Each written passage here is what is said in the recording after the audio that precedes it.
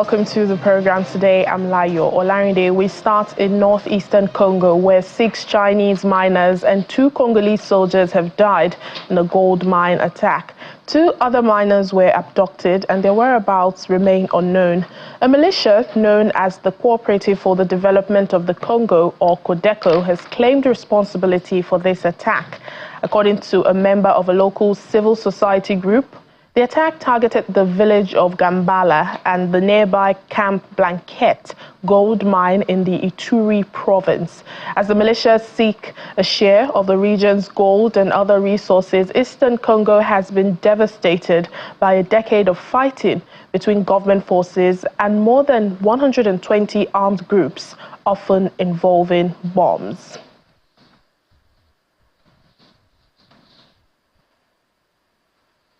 Joining us from Congo, Kinshasa, is a member of the Economic and Social Council of the DRC, Gilbert Belly Kabamba. He joins us now from Kinshasa. A very good day to you, Mr. Belly Kabamba, and welcome to the show. All right, I understand Mr. Belly Kabamba is not yet ready for us, but in the meantime, Coast Guards in Mauritania have recovered 89 bodies of migrants from a boat which capsized in the Atlantic Ocean off Mauritania's southwest coast. 9 people, including a 5-year-old girl, were rescued, but dozens more are missing. Survivors say the vessel, a traditional fishing boat, set sail last week from the Senegalese-Gambian border with 170 people on board. Mauritania is a popular transit point for migrants trying to reach Europe from West Africa. The most common destination on the perilous route is Spain's Canary Islands. The Spanish government says nearly 40,000 people arrived there last year. That's double the number from the previous year. The Caminando Fronteras charity estimates that more than 5,000 migrants died while trying to reach Spain by sea in the first 5 months of 2024. And now a recent report published by the UN Refugee and Migration Agencies and the Mixed Migration Center reveals that more migrants and refugees in Africa are moving northward towards the Mediterranean and Europe, facing dangerous routes in the Sahara where criminal groups subject them to various forms of abuse. The report, titled "On This Journey, No One Cares If You Live or Die," highlights the land crossings in Africa are twice as deadly as sea routes across the Mediterranean, known as the deadliest maritime path for migrants globally. Well, conflicts and economic challenges continue to drive people over these routes in spite of the dangers and rise in anti-immigrant sentiment across Europe and elsewhere.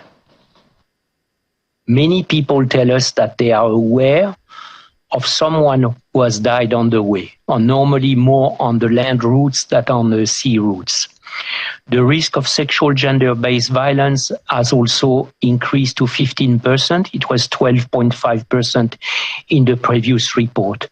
The risk of kidnapping seems to be a new one. It used to be mentioned by 2% of the respondents 4 years ago. Now it's mentioned by 18% of the respondents. Almost 1 out of 5 claim that the journey involved that risk of kidnapping. Oftentimes, smugglers and traffickers have a very capable way of communicating and enticing migrants and showing them how things can be easy, the price can be low, but then it turns out to be a nightmare. So there is indeed a challenge towards an industry, those of smugglers and traffickers, which needs to be ramped up because it is illicit economy, one of the highest illicit economies in the world, which is then the revenues are reinvested in other illegal activities, which creates a vicious circle. Well, it's Friday and we have an interesting conversation for you just for the experience. A Nigerian, Joy Ebaide, an Afrobeat singer and biker from Edo State, Nigeria, who lives in Kenya, spent several months living in a van. She later decided to fulfill her dream of embarking on a solo bike ride from Mombasa, Kenya, all the way to Lagos, Nigeria. She covered over 11,000 kilometers in 3 months, traveling through Kenya, Uganda, Rwanda, Tanzania, Zambia, Angola, Republic of Congo, and Cameroon, and ended up in Nigeria last month. It appears to be quite the thrill since Joy is not yet done and is planning to travel solo again, this time from Nigeria to Morocco. Well, let's hear more from Joy Ebadie, who is right here with us in the studio. Welcome to Nigeria, Joy. Thank you so much. Thank you so much for joining us on our program. My first question to you is, how does it feel to have performed this feat from Kenya to Nigeria? You said you started in March. It feels like a great milestone achieved. It feels like something I thought was impossible, actually making it possible. It feels like a huge achievement for me. I feel so good to be here, so good to finally be in Lagos. And you came from Kenya, that's the east of the continent, all the way to the west. What did you do for security on your solo trip? Okay, I think mostly traveling responsibly. There are so many accidents that happen every day that could easily be avoided. And I could take my bike and ride to work every day and still have a bad accident. So basically, I tried to put measures to make sure that I was safe. For instance, I had a rule book. Number 2 had never ride at night, and I never rode at night. Then there are parts where it stated that whenever I park my bike in a remote place, in a hotel, for instance, I never bring it out to make people know that there is a foreigner in town until I'm leaving.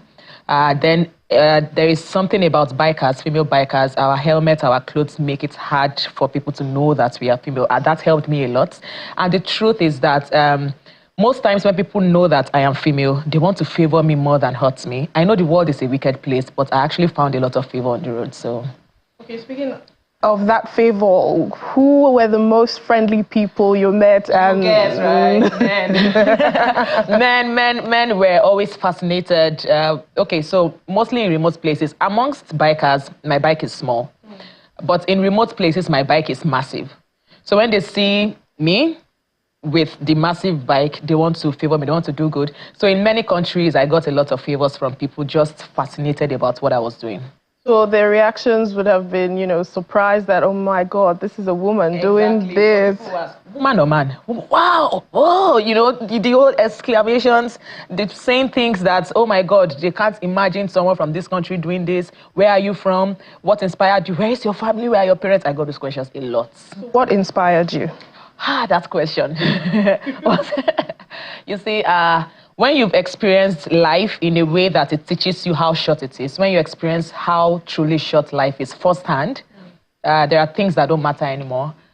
Things like living your life for people don't matter. It doesn't matter anymore. Things like making sure that you keep saving and saving for that old age. When you know it is short, you want to live life. You save for old age, but you still live now. So I wanted to live now. I wanted to feel alive. I love feeling alive. When you've had the experience of not feeling so alive and then you suddenly start feeling alive, you want to do it over and over again. So I basically wanted to feel something.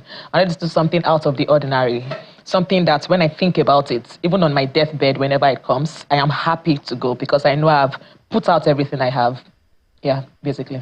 This was a 3-month journey. What part of your plans for the journey proved to you to be the most valuable?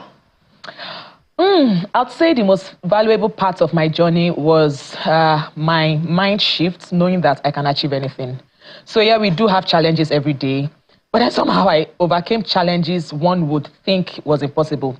Even when my visa didn't come through and I thought it wouldn't work, somehow we called this person, that person, people in high places, and then I didn't even know I would get access to those people. But when it comes to it, problems get solved. When it comes to it, I got convinced that there's a solution for everything if you look for it.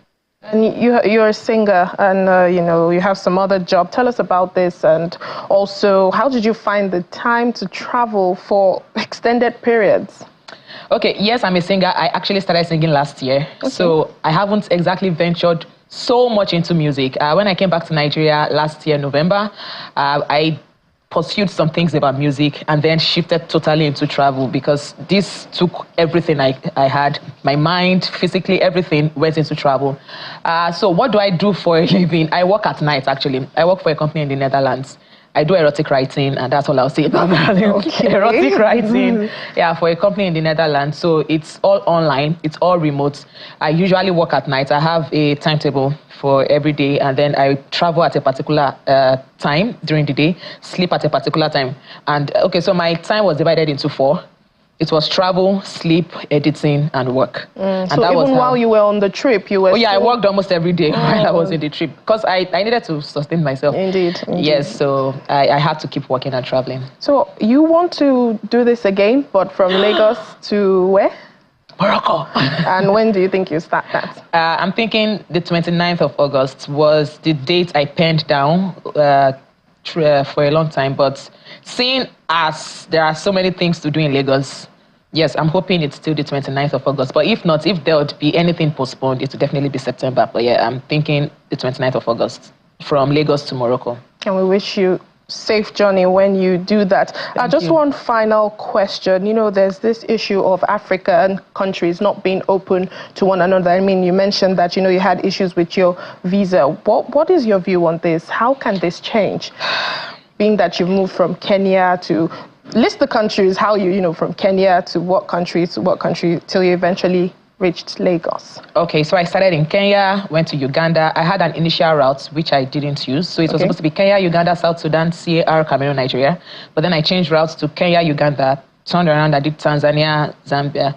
Kenya, Uganda, Rwanda, Tanzania, Zambia. Okay. Angola, so Zambia, Republic. That's almost to the south. Yes, to the south. Yeah, I even almost entered Namibia. Visa was my problem. Okay. So Zambia and then Angola. Then where the land ended, I shipped my bike into Cabinda and then crossed into the Republic of Congo, Cameroon, and then Nigeria. Yeah. Yes. The only countries I didn't get visas for was Rwanda, thankfully, and Cameroon. Every other country, I needed to get visas. And it's not just getting the visa, it's how hard it was. Like my European friends who are traveling out, they are Italians, they've done over 100 countries. Okay. So on bikes? No, not on bikes. Okay. Yes. So, okay, they were giving me guidelines. I had people I was asking questions regularly. They were surprised that I had to apply and wait that long when they only got those visas on arrival. As an African, as and an African, Europeans. They are both Europeans. They'll tell me, no, go, it's supposed to be visa on arrival. I'm like, man, you don't know what passport I'm holding, and you don't. This borders in Africa is just really, really ridiculous. And it's not only applying, it's the amount you spend applying and the time you have to wait. It didn't matter how fast I wanted to travel. There were times I would get to the border of a country and I had to wait for visa to get approved. It was too much. And yes, this next trip, Nigeria to Morocco, would be much easier because West Africa, ECOWAS, yes, ECOWAS, thankfully. Yeah. But the visa issues I experienced on this trip, anyone who says they want to go but don't want to because of visa, I'll totally understand, because it's a lot of work. It's a lot of money, it's a lot of time, it's a lot of mental strain, and I mean, it was just too much. All right, then, well, like I said earlier, we wish you all the best and safe journey on your trip to Morocco. Thank you so much, Joy Ebaide. Thank you for your time on Network Africa. Thank you so much. Let's continue in Egypt, where the President Abdel Fattah el-Sisi has sworn in a new cabinet headed by Prime Minister Mustafa Madubouli. Now, the ceremony took place at the Al Ittihadiyya Palace in Cairo on Wednesday. The ambassador Badr Ati was appointed foreign minister after the Ministry of Foreign Affairs and the Ministry of Immigration were merged. He succeeds Sameh Shukri, who has held the position since 2014. Lieutenant General Abdel Magid Sakir was appointed the Minister of Defense and Military Production, taking over from Mohamed Zaki. This cabinet is the first to be formed in President al-Sisi's third term.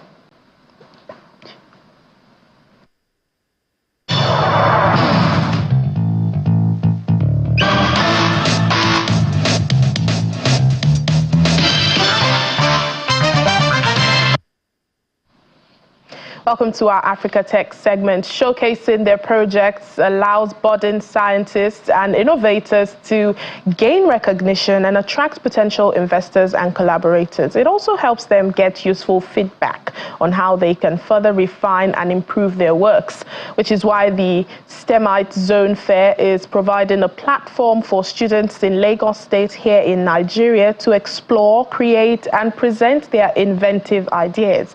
Here's the report.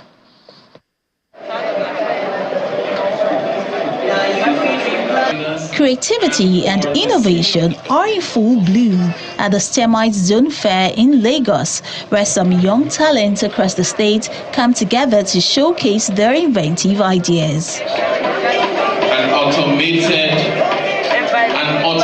refuse truck. From building a hydro-solar power system to crafting an air cooler, these primary and secondary school students amaze panelists with their practical and imaginative projects. Within the next 15, we're done. Also among the highlights are a dual-purpose light and wall clock, a smart and eco-friendly bin, and even an alcoholic cooker. And as the students have come together, each of them bringing their unique ideas to life and showing a glimpse of the future, they are also excited to see how their projects can make a difference. Hydro-solar power is generating electricity using water and sunlight. Now, so over here is our solar panel. Our solar panel generates electricity for our powerhouse. Now, this is the hydro part of our project. This is a reservoir, penstock, DC motor, turbine, and inside here is a generator. I made an eco bin. It is automatically powered dustbin that uses ultrasonic sensors to sense the proximity of a person that is close to the dustbin who wants to dispose it. You don't need to touch the dustbin or come into physical contact unless you want to take out the trash from the dustbin. It just happened when COVID-19 was around, and I was shocked that many people died because of the tiny germs from the bin, and I was disappointed. So me and I talked to my partner Usemebe, and we decided to now create the eco bin, and we're very happy and hopeful that this will help the entire world. What made you think of this idea? For the organizers, seeing the creativity and passion of the students is inspiring. They believe with encouragement and the right opportunities, the future is bright with these young innovators. Our vision is to see a wave of homegrown innovations come out of Nigeria, come out of Africa over the next 10 years. And so with this initiative, with the fair, we hope to nurture those talents, because in 10 years from now, the youngest kid in the room will be, just coming out of university, and we want to be able to own that entrepreneurial spirit. We believe that in this room there are the African Albert Einstein, there are the African Aristotle, there are so many people, so many potentials in the room, right? I want to be able to make sure that they have the exposure and the resources that they need to really make impact in terms of innovation from Nigeria, from Africa to the rest of the world. My passion is to start them, catch them young, set the foundation right for them, and then help them to become the best pupils they can be and the best citizens they can be globally. The STEMite Zone Fair is more than just a showcase of projects. It's a celebration of the creativity, scientific exploration, and problem-solving skills of these young minds.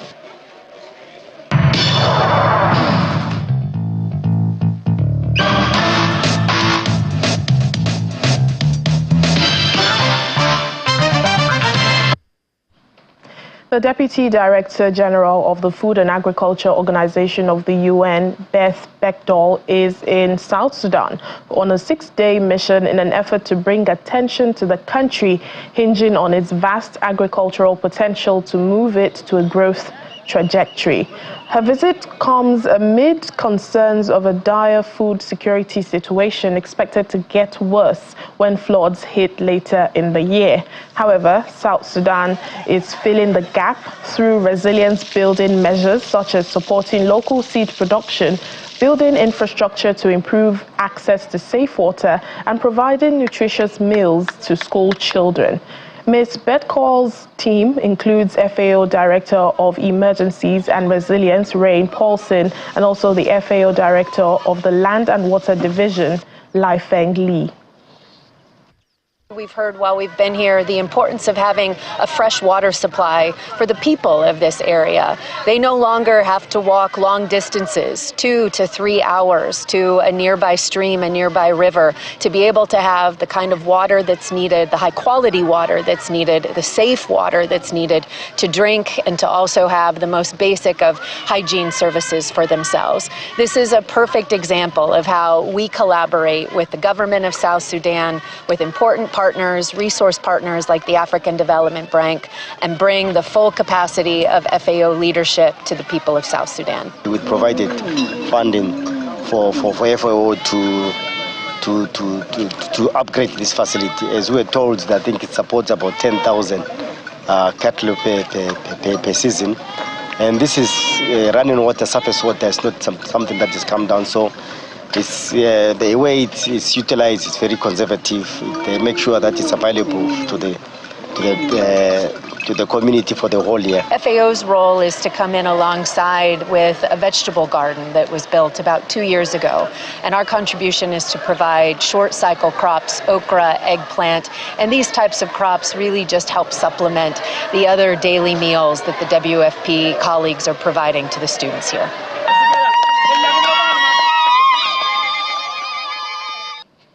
It's a big weekend for South Africa's KwaZulu-Natal province. Durban July 2024 is the country's premier and iconic horse racing event held annually in the month.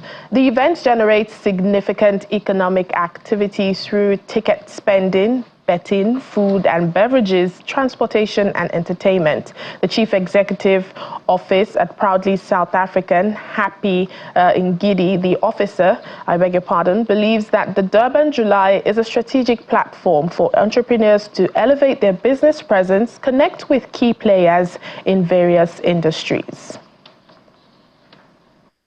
Proudly South African in partnership with Durban July is that we all know that as much as it's a horse race event, there's a big element of fashion associated with this event for the longest time.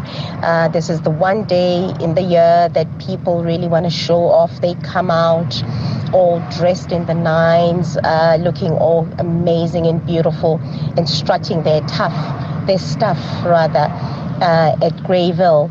And in light of we know that the theme for this year is Ride the Wave, and we are hoping that as people do that, they've remembered that they could, and also that they've supported the local economy, the clothing, textile, footwear, leather economy specifically, that creates thousands and thousands of jobs and also,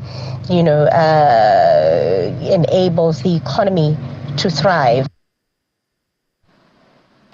Collecting eggs from a 2-ton rhino is far from easy, but that's exactly what scientists are doing in zoos across Europe. The procedure is supposed to help boost the genetic diversity of southern white rhinos in Africa. The species was almost extinct, dropping to a few dozen rhinos, so the animals are all descended from this tiny group. Scientists believe rhinos in zoos, which have more genetic diversity because they are carefully crossbred, could widen the gene pool with the help of IVF. This cutting-edge technology saw a breakthrough in January when researchers announced they had achieved the world's first rhino IVF pregnancy. And that's it on the program for today and for the week. Thank you for watching. I'm Layo Olarinde. Have a lovely weekend.